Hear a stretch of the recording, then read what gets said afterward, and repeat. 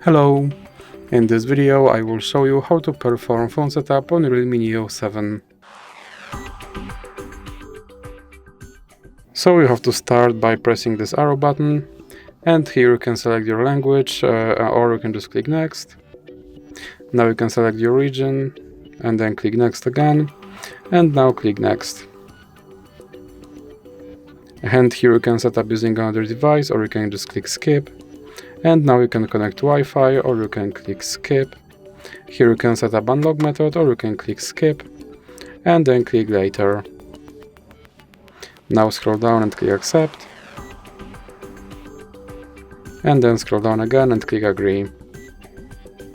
Here you can install App Market, or you can click exit, and now you have to select your navigation method, or you can just click done. Then click get started. And as you can see, my device is now set up.